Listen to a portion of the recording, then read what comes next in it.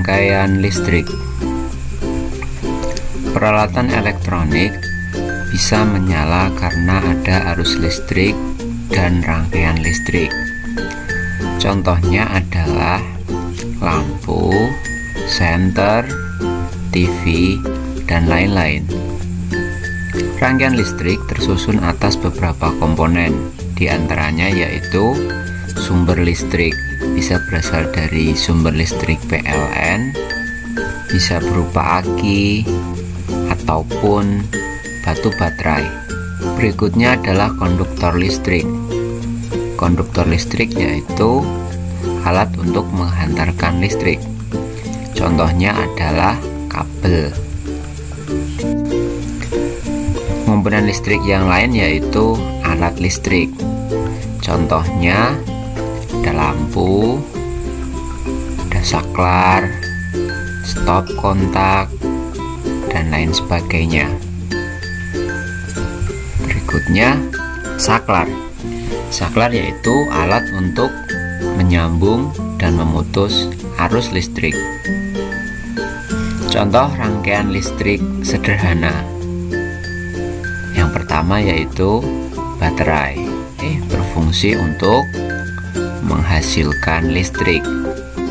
Di dalam baterai, arus mengalir dari kutub negatif ke kutub positif. Selanjutnya yaitu kabel. Kabel berfungsi sebagai konduktor yang mengalirkan arus listrik. Berikutnya lampu. Lampu berfungsi mengubah energi listrik menjadi energi cahaya. Selanjutnya saklar. Saklar berfungsi untuk menyambung dan memutus arus listrik. Rangkaian listrik dibagi menjadi dua. Yang pertama rangkaian listrik terbuka. Di sini kita bisa melihat saklarnya terbuka. Artinya aliran listrik tidak mengalir. Salah satu komponen listrik atau kabelnya atau konduktor listriknya tidak terhubung, maka lampu akan padam. Yang kedua adalah rangkaian listrik tertutup. Rangkaian listrik tertutup ini kita bisa melihat kabelnya terhubung karena saklarnya juga tertutup. Semua komponen listrik atau kabel terhubung, maka yang terjadi adalah lampunya akan menyala. Rangkaian tertutup dibagi menjadi dua, yaitu rangkaian seri dan rangkaian paralel. Rangkaian seri adalah rangkaian yang tersusun secara berderet, tidak bercabang. Di dalam rangkaian paralel ini kita bisa melihat ada beberapa cabang. Ciri-ciri rangkaian listrik seri. Yang pertama, dipasang secara berurutan atau seri. Berikutnya tidak bercabang. Jika salah satu lampu padam, maka lampu yang lain ikut padam karena aliran listrik tertutup. Contoh peralatan dengan rangkaian listrik seri yaitu senter. Baterai ini tersusun secara seri. Berikutnya rangkaian listrik paralel. Rangkaian listrik paralel yaitu rangkaian listrik yang tersusun secara bercabang. Jika salah satu alat listrik diputus atau padam, maka belum tentu alat listrik yang lain ikut padam. Bisa jadi alat listrik yang lain akan tetap hidup. Rangkaian listrik paralel digunakan pada yang pertama, rangkaian listrik di rumah-rumah atau instalasi listrik di rumah-rumah. Contohnya ada TV, ada lampu, ada mesin cuci, dan ketika lampu dinyalakan, TV-nya tidak pasti mati. Karena kalau rangkaian listrik seri, jika lampu mati, maka alat listrik yang lain akan ikut mati. Yang kedua, lampu pada lalu lintas. Lampu pada lalu lintas ini juga dirangkai secara paralel. Artinya, jika salah satu lampu padam, lampu yang lain masih bisa nyala.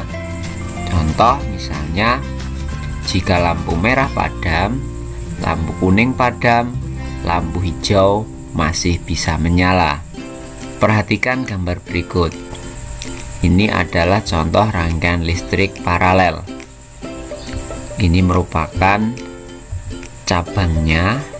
Ini adalah saklar, ini baterai, ini cabang, ini lampu pertama, dan ini lampu kedua. Lampu L1 dan lampu L2 dipasang secara paralel atau bercabang. Jika L1 padam, maka L2 akan tetap menyala karena aliran listrik masih dapat melewati cabang yang lain. Persamaan dan perbedaan rangkaian listrik seri dan paralel. Yang pertama adalah persamaannya, yaitu daya dan arus yang dibutuhkan baik seri maupun paralel sama-sama besar. Yang kedua, kedua rangkaian baik seri ataupun paralel sama-sama memiliki hambatan. Yang ketiga, kedua-duanya baik seri ataupun paralel dapat digunakan bersama-sama. Berikutnya adalah perbedaan. Rangkaian listrik seri hanya memiliki satu aliran listrik saja atau tidak bercabang. Sedangkan paralel memiliki lebih dari satu aliran listrik atau bercabang. Perbedaan yang kedua, rangkaian seri membutuhkan sedikit komponen listrik, sedangkan paralel membutuhkan lebih banyak komponen listrik. Contohnya, kalau seri membutuhkan sedikit kabel, kalau paralel membutuhkan banyak kabel. Rangkaian seri lebih hemat, rangkaian paralel lebih boros. Cahaya lampu lebih redup. Ini terlihat jika lampu dalam rangkaian seri berjumlah lebih banyak. Semakin banyak lampunya, maka akan semakin redup. Jika paralel, cahaya lampu lebih terang karena pembagian energi pada lampu tiap cabang adalah sama. Perbedaan yang selanjutnya, jika salah satu lampu padam, maka lampu yang lain akan ikut padam. Jika rangkaian paralel, jika salah satu lampu padam, lampu yang lain belum tentu padam. Lampu yang lain masih bisa menyala. Berikutnya adalah rangkaian listrik campuran. Rangkaian listrik seri dan paralel jika digabung akan menjadi rangkaian listrik campuran. Perhatikan gambar berikut. Ini adalah contoh rangkaian listrik campuran. Ini adalah saklar, ini lampu L1, L2, L3, L4, dan L5. L3, L4, dan L5 dipasang secara seri, artinya dipasang secara berurutan dan tidak bercabang. L3, L4, dan L5 dipasang secara paralel dengan L2 dan L1. Artinya, jika L3 padam, maka L4 dan L5 ikut padam. Tetapi jika L2 padam, maka L1 tetap bisa menyala karena aliran listrik bisa melewati cabang yang lain. Rangkaian listrik campuran digunakan di rumah-rumah. Ini seperti contoh pada rangkaian listrik paralel. Artinya, ketika salah satu alat listrik padam, alat listrik yang lain akan tetap bisa menyala. Demikian penjelasan tentang rangkaian listrik. Semoga materi ini bisa dipahami. Jangan lupa dicatat materinya. Terima kasih.